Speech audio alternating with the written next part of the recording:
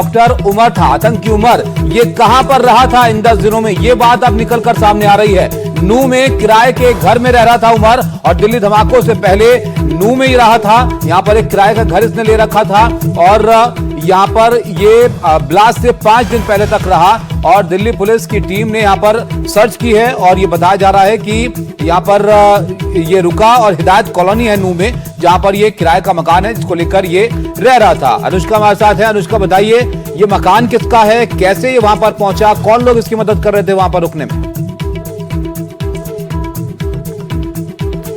ताबिश, जो जानकारी मिल रही है सूत्रों के हवाले से, उसके मुताबिक जो घर है वो शोएब, जो कि इस पूरे घटना में इन्वॉल्व है, जिसको इस वक्त पुलिस ने डिटेन कर रखा है, उसकी साली का ये मकान है। शोएब अल-फलाह यूनिवर्सिटी में ही इलेक्ट्रीशियन का काम कर रहा था, जिसने ये मकान जो है वो उमर को किराए पर दी थी। जिस हिसाब से हमने देखा तस्वीरों में, विजुअल्स में जो हम देख पा रहे हैं कि 30 अक्टूबर तक जो गाड़ी थी वो अल-फलाह यूनिवर्सिटी के अंदर थी। 30 तारीख को 2:14 दोपहर के समय गाड़ी अल-फलाह यूनिवर्सिटी से बाहर निकली। उसके बाद बताया जा रहा है कि जो उमर है वो यहां से नूह गया, नूह की हिदायत कॉलोनी में एक मकान उसने किराए पर लिया। उसके बाद वो उसी मकान में रह रहा था। ये भी पता चल रहा है कि हरियाणा में ही अलाफिया यूनिवर्सिटी जो है वहां पर वो कुछ बच्चों के संपर्क में था उस दौरान, और साथ ही साथ लगातार जो भी एटीएम से पैसे निकालने का काम था और जो भी ट्रांजैक्शन का काम था वो कैश के जरिए कर रहा था ताकि उस तक वापस पहुंचा ना जाए। आपको तस्वीरें दिखाएंगे। अल-फलाह यूनिवर्सिटी के बाहर इस वक्त हमारी मौजूदगी है। हरियाणा पुलिस की बहुत सारी टीम्स जो है वो इस वक्त अंदर गई है। जांच जो है वो अभी तक अल-फलाह यूनिवर्सिटी पे जारी है। लगातार अल-फलाह यूनिवर्सिटी के ऊपर बड़े सवाल खड़े हो रहे हैं कि आखिर इतना बड़ा सिक्योरिटी लैब्स और इस तरीके की जो घटनाएं हैं वो यूनिवर्सिटी के अंदर आखिर कैसे हो रही थी। और साथ ही साथ इस बात को भी पता लगाने की कोशिश की जा रही है कि जब ये डॉक्टर अंदर रह रहे थे तो क्या इस दौरान उन्होंने और कुछ लोगों को यहाँ पर रेडिकलाइज किया था, क्योंकि इनका एक पूरा टेलीग्राम लिंक है।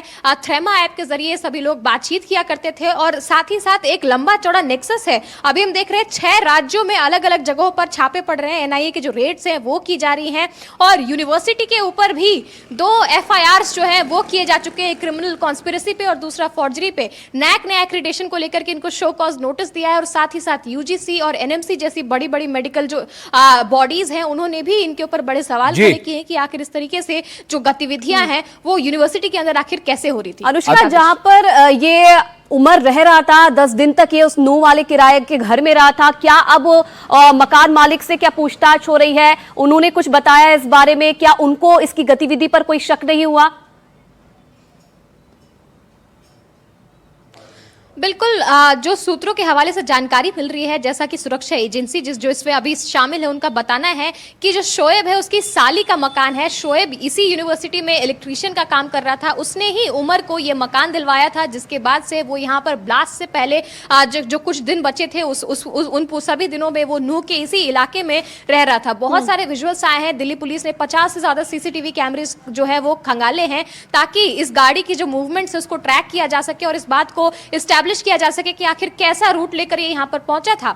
बड़ी जानकारी ये भी है कि एक बार भी इसने डिजिटल ट्रांजैक्शन नहीं किया। वहां से हमने तस्वीरों के जरिए देखा है कि ये एक गार्ड को उठा रहा है अल्ट्रासाउंड की दुकान से, उस गार्ड को उठा करके वो जो है अपनी गाड़ी में बिठाता है, एटीएम तक ले जाता है। एटीएम से कैश ट्रांजैक्शन करने के बाद गार्ड को फिर वापस उसी अल्ट्रासाउंड की दुकान के पास जो है उसने उतार दिया। तो कहीं ना कहीं हम देख रहे हैं कि अपने जो ट्रैक्स है उसको छिपाने की भी कोशिश कहीं ना कहीं उमर जो है वो लगातार करता नजर आ रहा है। और बिल्कुल ये बहुत सारी चीजें अब स्पष्ट हो रही है अनुष्का। यहां पर जैसे गाड़ी की लोकेशन वहां पर नजर आई है, ये यूनिवर्सिटी के अंदर जो है वो गाड़ी थी, एक दिन तक वहां पर रुकी थी और तमाम चीजें कैमरा में बकायदा रिकॉर्ड हो रही है। बहुत शुक्रिया अनुष्का आपका सब जानकारी के लिए और ग्राउंड जीरो से सब जानकारी हम तक पहुंचाने के लिए।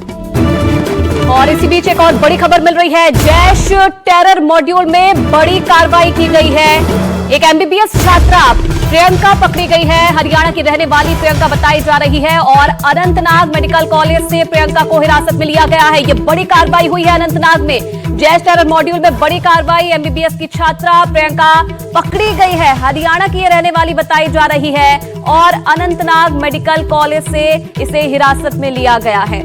प्रदीप हमारे साथ जुड़े, हमारे सहयोगी। प्रदीप, बताइए ये MBBS की छात्रा प्रियंका के बारे में, कैसे इस मॉड्यूल से इसका कनेक्शन यहां पर देखा जा रहा है और ये सब जो नेटवर्क है डॉक्टर्स का, इसमें इसकी क्या भूमिका है?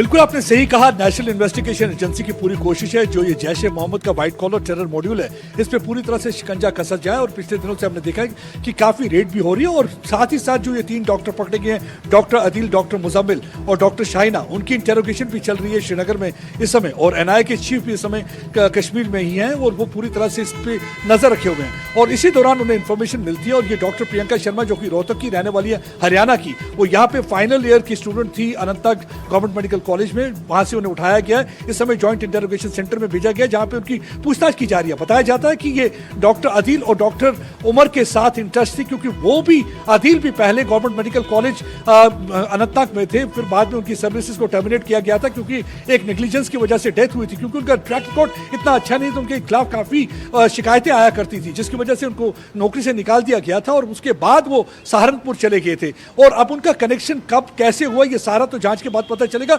लेकिन बताया जाता है कहीं ना कहीं उनके साथ कनेक्टेड थी। हो सकता है कि कहीं उनको हाइडआउट प्रोवाइड करने में, कहीं उनको रहने में, किसी ना किसी चीज में किसी ना किसी तरीके से मदद की हो। इस समय पूछताछ उनकी चल रही है क्योंकि जैसे ही सुबह पता चलता है उनका नाम आया इस इन्वेस्टिगेशन में, उनको उसी वक्त उठा लिया गया और उसके बाद जॉइंट इंटरोगेशन सेंटर में इस समय उनकी पूछताछ की जा रही है। और ये बहुत बड़ी कार्रवाई है क्योंकि लगातार नेशनल इन्वेस्टिगेशन एजेंसी लगातार जम्मू कश्मीर के कई इलाकों में रेड कर रही है और ये रेड का सिलसिला खाली जम्मू कश्मीर में कार्रवाई यहाँ पर चल रही है और ये जो नेटवर्क कनेक्शन है ये खुलकर यहाँ पर सामने आ रहा है। अब कैसे ये जो डॉक्टर है ये कनेक्टेड थी, क्या इसकी भूमिका थी, ये जब जांच आगे बढ़ेगी तो और स्पष्ट होगा। बहुत शुक्रिया आपका प्रदीप ये जानकारी हम तक पहुंचाने के लिए। आगे बढ़ते एक और बड़ी खबर आपको बताएं, दिल्ली धमाके में जैश ए मोहम्मद मॉड्यूल की जांच यहां पर की जा रही है और टेरर मॉड्यूल के फंड की जांच भी यहां पर की जा रही है। एजेंसियां अब इस बात का पता लगा रही हैं कि आखिर इनको फंडिंग कैसे हो रही थी, हवाला या अवैध मनी चैनल के इस्तेमाल का पता लगाने की कोशिश यहां पर एजेंसियां कर रही हैं। बिल्कुल, जांच में यह भी सामने आया है कि उमर की करीब 20 लाख रुपए अवैध वित्तीय चैनलों के जरिए उसे मिले थे। कुछ हवाला डीलर्स को हिरासत में लेकर